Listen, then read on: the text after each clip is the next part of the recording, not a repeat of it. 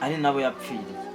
Ikindi ntukishimire yuko mugenzi wawe yahuye n'akaga ngo umuterera urwikati. bivuze ngo niba ari ibi bivuze ndabyemera, ariko niba atari ibyo si ibyanjye. Si ibyanjye. None tukiri aho ngaho gatoya, dusubiye inyuma gatoya, dore ko amazi atagishyuha ngo yibagirwe iwabo wambeho.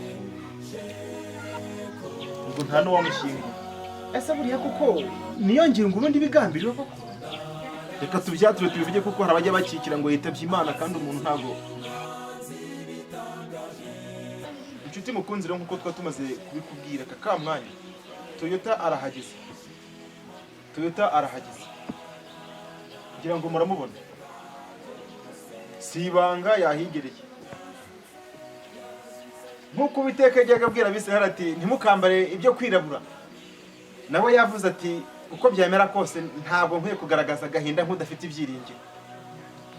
Yaje yambaye umweru ushushanya kwera kwa Kristo. Toyota wasuza duteze amatwi kugira ngo dukomeze mu kiganiro. Inshuti bakunzi ba Miba TV, twongeye kubasuhuza, twizere ko mumeze neza. Ni ibisanzwe rero niba mukunzi wanyu Toyota, nubwo wenda modu yagabanyutse atari neza, ariko turi kumwe kandi ndahabaye, kandi amahoro y'Imana akomeze kubana namwe. Reka dukomeze rero. None urumva umeze ute aka mwanya? Tuzi neza ko ari ibihe bitoroshye, aho amateka agenda ahinduka, ugasanga tugiye tugira ibibazo, bamwe mu bacu tukababura, tugafatwa n'agahinda, imitima igatentebuka. Mbese urumva umeze ute muri ibi byago bitoroshye? Muri ibi byago ngira ngo nk'abantu b'abakristo twasomye ijambo ry'Imana hari icyo ritubwira. Nshaka no kubwira abakunzi ba Miba TV, igihe Satani yamanukiraga iyi si yakimara gucumura, twabwiwe yuko iyi si igushije ishyano, ndetse tubwirwa yuko umugabo azarya yiyushya akuya, ndetse tuzahura na bibi byinshi, amakuba, indwara za hato na hato, gupfusha ibibazo byinshi, abandi inzoka zikabaca dutsintsina cyane. N'undi ni wa mwanzi Satani, niyo mpamvu ni nayo wazanye urupfu. Buriya rero kandi tubwirwa yuko uwizeye Imana aba atapfuye ahubwo asinzira. Ibyo nibyo bibasha kunkomeza muri iyi minsi, kandi bikama ibyiringiro yuko uwapfuye yizeye Yesu Kristo azongera kubaho. Iryo jambo niryo rinkomeza, nta n'ikindi. Ku munsi w'umuzuko ukaba witeguye kuzabona abawe, cyangwa se sinanjye njyenyine, hari n'abandi.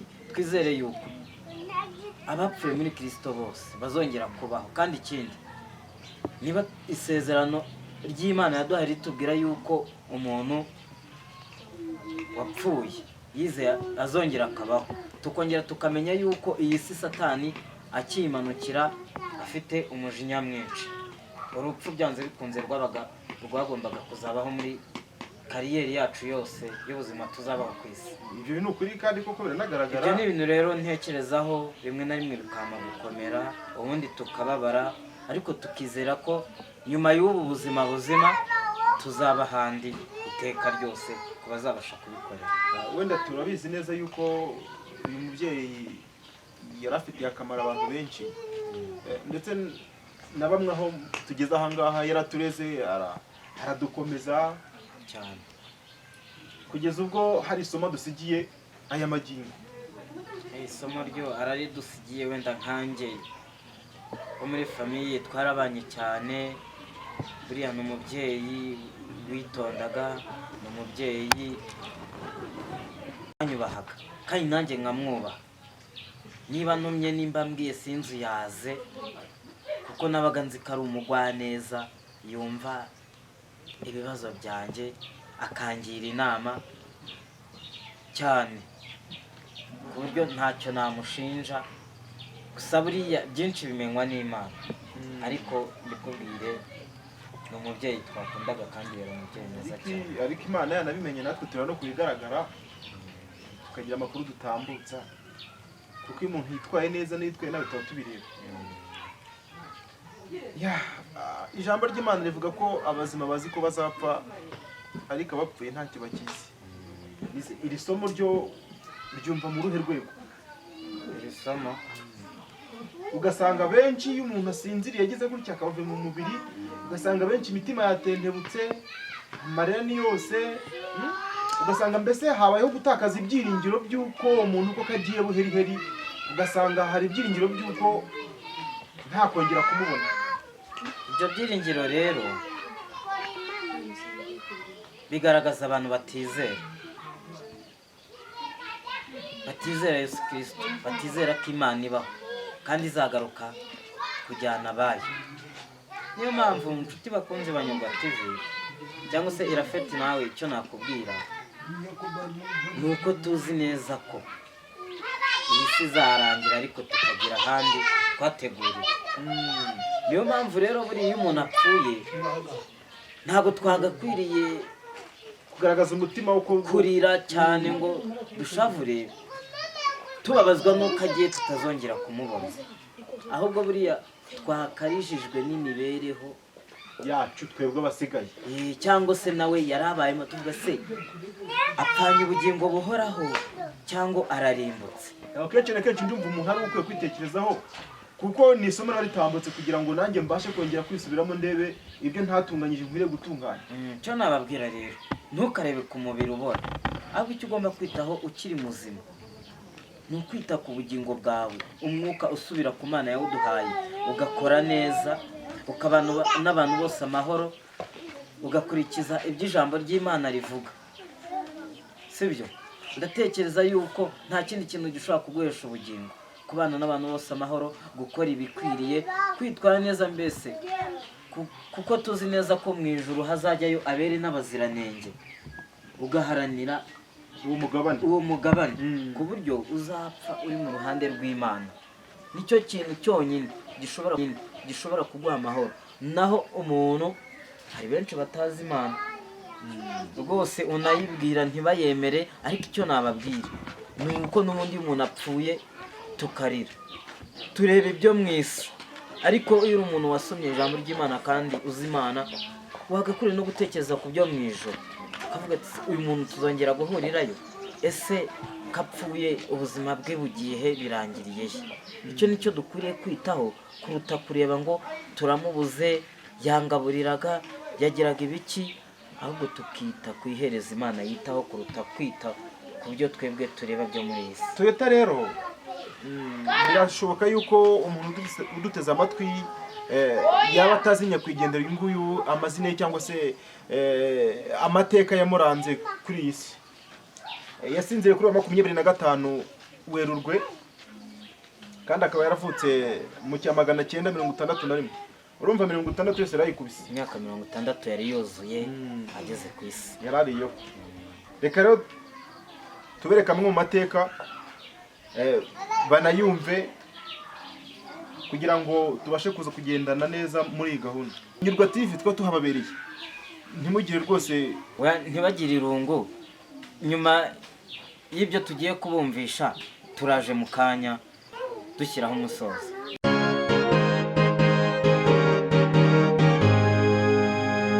Abarokotsi ibyago byo hasi bazakoranwa, umwirondoro we rero, amazina ye yitwaga Mukarubayiza Jacqueline, yavutse ku itariki ya 1 z'ukwezi kwa mbere mu mwaka w'1961, avukira mu kagari ka Nyamirama ku Kabuye.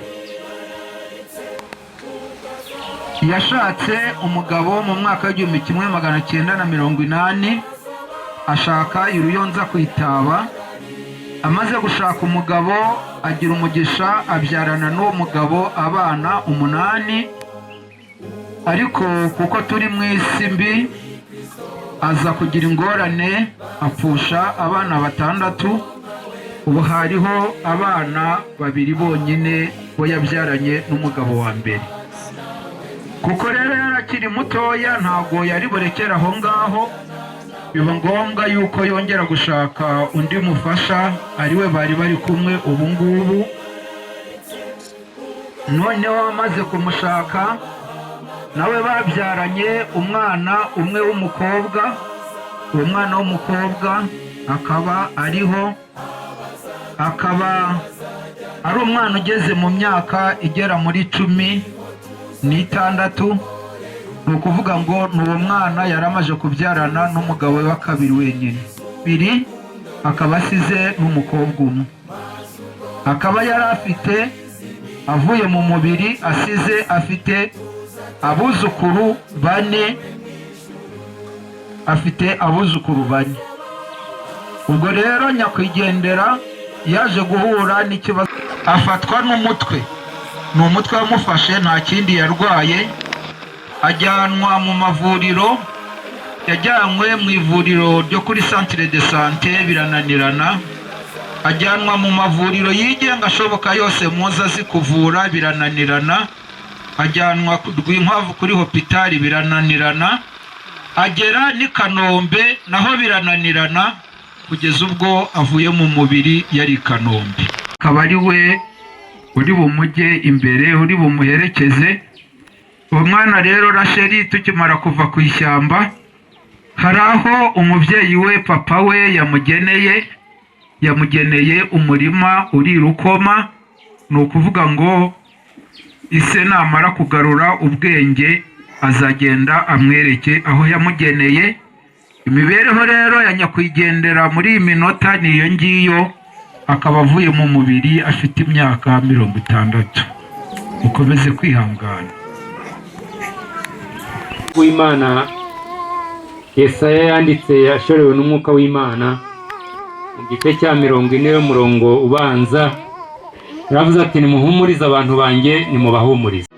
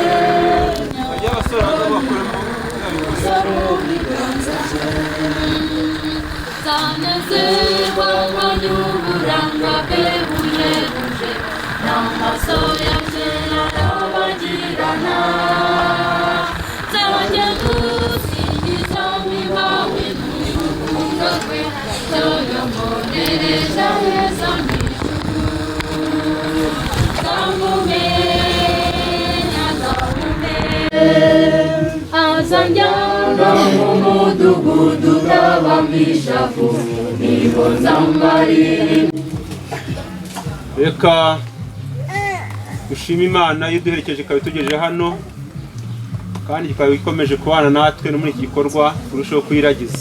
Itugejeje hano nta utsikiye, nta uguwe, nta uvunitse, cyo gushimira karama. Komeza rero n'ubu ngubu tuyobore muri gahunda tujemo hano, kandi ukomeze Mwayimana batentebutse, Uwiteka Mwayimana wahumurize, kugira ngo twese itume turushaho kwitegura ubujye gutuba ku bicu bidatinze, nk'uko tumaze kubibona mu ijambo rya cya kubyumva mu rwandiko rwa mbere igice cyaho cya 4 ahera ku murongo wa 13 ngeze ku wa 18. turagusabye mutwongere kwizera, ukomereze mu buntu bwawe. igituro ntabwo ari wacu n'ibitotsi, kandi sinzira ntabwo wabara kubayo, nta kuriya kuhaba, ahubwo ni ugutegereza impanda y'imperuka. twe kukwizera turi bazima kandi tubitemo igikwiriye, kandi tubitemo kuba mu ruhande rwawe. wewe watsinze urupfu n'ikuzimu, marayika wawe murinzi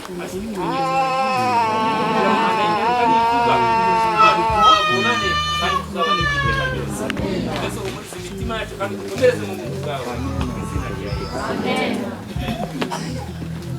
noneho twongere dusabe abasore amanota bakire.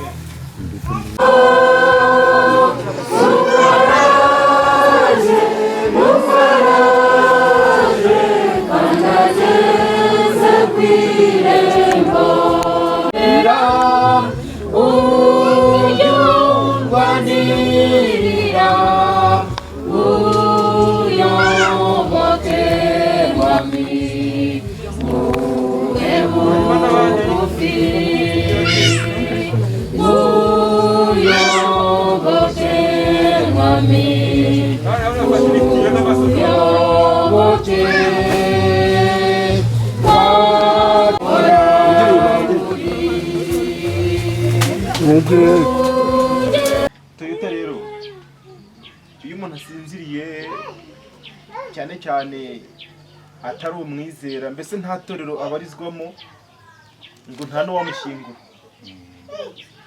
ibyo birumvikana. Ese buriya koko niyo ngingo ubundi bigambiriwe koko?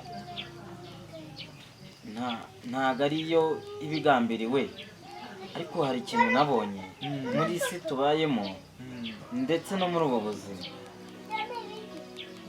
Umuntu wese nabonye agira aderesi, akagira aho abarizwa, akagira aho akomoka. No mu itorero rero buriya impamvu baza ni uko uba uri umwizera wabo, baba bakuzi, baba bazi ko uri umukristo wabo, si uko baba bakuzi neza ko uri umukiranutsi, ahubwo uba uri mu ihuriro ryabo, uri mu itorero, mbese uri uwabo. Ariko ndatekereza yuko bidaca iteka, ndatekereza ko bidaca iteka ko n'undi muntu wese atashyingurwa. Ariko impamvu wenda akenshi na kenshi umuntu wasinziriye adafite itorero yari arimo ukabona wenda ntashyinguwe, ni uko aba wenda ndatekereza ko aba atabarizwaga muri iryo torero. Hari ikindi kintu buriya ushobora gukora,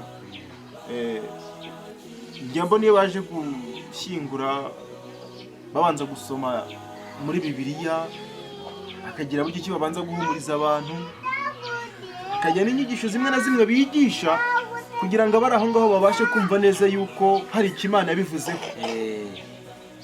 None niba tuzi yuko ari ivugabutumwa, ese ivugabutumwa riba rigiye kubwirwa wa muntu wasinziriye wapfuye? Reka tubyature tubivuge, kuko hari abajya bakikira ngo yitabye Imana, kandi umuntu ntago, mbese umuntu yakitaba Imana yapfuye.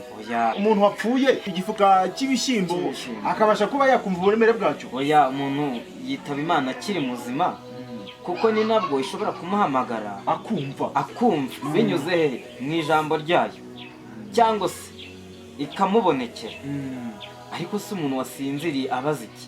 nka rya somo nyine, umuntu wasinziriye nta kintu aba akizi, mbese yitabye Imana gute? Oya, tuzi neza ko umuntu wapfuye umwuka usubira ku Mana yawutanze. Uyu mubiri tubwirwa yuko, cyangwa se ijambo ry'Imana ritubwira yuko ari igitaka, n'ubundi uyu mubiri usubira mu gitaka. Ari nacyo nashotse mbwira abakunzi ba Nyurwa TV bati dukwiriye kwita ku bugingo kuruta uyu mubiri, kuko urabura ubyawo bikarangira, ariko mwuka dukwiriye kwitaho niwe usubira ku Mana. None buriya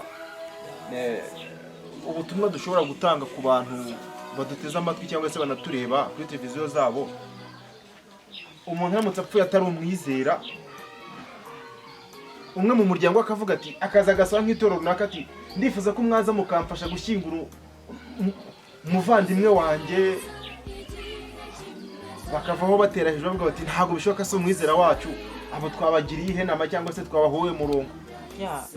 Nyine nk'uko wari ubikomojeho, ntago burya ubutumwa bubwirwa uriya wapfuye buhumuriza abasigaye, ndetse bakanabwirizwa bakahamenyera umucyo w'ibyo twizera abazima. Umuntu akamenya neza yuko umuntu atitaba Imana yapfuye, ahubwo yitaba Imana akiriho, agihumeka. Umuntu akabwirwa yuko iyo umuntu apfuye hari ahandi aba azongera kuba ku wizeye Imana, hari ubundi bugingo buhoraho abikiwe, ibyo biba bitarangiye. Ariko ku wizeye Imana, niyo mpamvu buri icyo nabwira bari abantu baca iteka yuko utari umwizera, udafite itorero runaka adakwiriye gushyingurwa gikristo. Icyo namubwira ni uko ijambo ry'Imana ritubwira ko n'ubundi Yesu aje gushaka, ari nabo yapfiriye. Ikindi, ntukishimire yuko mugenzi wawe yahuye n'akaga ngo umutererane, ahubwo tubereyeho guhumuriza. Ndatekereza yuko abaye ari umunyabyaha cyangwa abaye ari umukiranutsi udashobora kubimwambura. Niba azarimbuka azarimbuka, mbese ntiwamuhinduka. Niyo mpamvu biriya biberaho kugira ngo byigishe abakiriho bakiri bazima baguke mu bwenge basobanukirwe. Ese gute nawe kumva yuko umuntu ngo yitabye Imana, ibyo bintu birashoboka? None abajya bavuga yuko abagiye kutuvuganira hariya mu gitaka bagiye kutuvuganira, ntibishoboka. ibyo byo turabivugaho iki? Oya, ngo ni kudusabira niyo myumvire yabo, ariko siko ijambo ry'Imana rivuga. Bakunze ba Nyarwanda TV, iki ni igihe cyo kugira ngo muve mu rujijo, mujye musoma ijambo ry'Imana mumenye neza icyo rivuga icyo ritavuga, ntimukizere. Icyakoze niba Bibiliya nayo utayemera, uzatuze utegereze urw'Imana izagukatira, cyangwa se nako niho uzaba urwikatira. Bivuze ngo niba ari ibiri bivuze ndabyemera, ariko niba atari ibyo si ibyanjye. None tukiri aho ngaho gatoya, dusubiye inyuma gatoya, dore ko amazi atagishyuha ngo yibagirwe iwabo wa mbeho. Uyu Jacqueline Mukarubayiza hari byinshi byamuranze, aho yasengeraga turahazi, hari inshingano nyinshi yakoraga. Izo nshingano yakoraga ku buryo abantu banavuga bati rwose ajya atari ikigwari. Wadufasha kugira ngo tunyure mu ncamake z'inshingano yakoraga, kugira ngo nibura n'abasize bavuga bati asize isura nziza ntibazazi ibyo atari. Hamwe na hamwe nabashije inshuro nkeya nabashije kujya gusenga nkamubona, cyane n'ahantu twagiye duhurira mu bikorwa by'ibitaramo n'amavuno. Karubayiza uyu mubyeyi yari umudiyakoni, yari umudiyakonikazi, yari umuririmbyi, yewe yakoraga imirimo myinshi mu itorero. Yigeze no kuba umuyobozi n'abategarugori n'abadamu. Ngira ngo nawe hari ibyo uzi byinshi, ngira ngo ibyo ni bimwe muri bikeya tuzi. Uwajya kuvuga wenda byinshi kuri we bishobora gutwara igihe kirekire, ariko ngira ngo bimwe ni ibyo ngibyo. Kandi ikindi ngira ngo n'abo bakoranye bose ntawe nigeze numva amuvuga nabi. Reka ngira ngo hari tuze gusoza twifuriza abagize ibyago gukomera, kwihangana, gushikama mu mwami, kugira ngo batava mu byizerwa, ahubwo bamenye neza yuko Uwiteka agomba kubakomeza kandi bakamwiringira, kandi yuko vuba bidatinze Imana igiye kuvuga tukazabonana n'abacu twabuze cyane rwose. Reka rero dusoze tubabwira ngo nshuti bakunze ba Nyarwanda TV, ibi bijye bibaberaho kubigisha, kandi ibibazo bibayeho muri iyi si, aho kugira ngo bibatere kwiheba, bamwe mwiyahure abandi muhure n'ibibazo, ahubwo bijye bibigisha kumenyana n'Imana, musabane n'Imana. Rero icyo nababwira, nimujya muhura n'ibibazo mujye mwihangana, mukomere. Tuzi neza yuko nyuma y'ubu buzima buzima hari ubundi butazima. Ubwo rero reka tubasezereho, nakagaruka.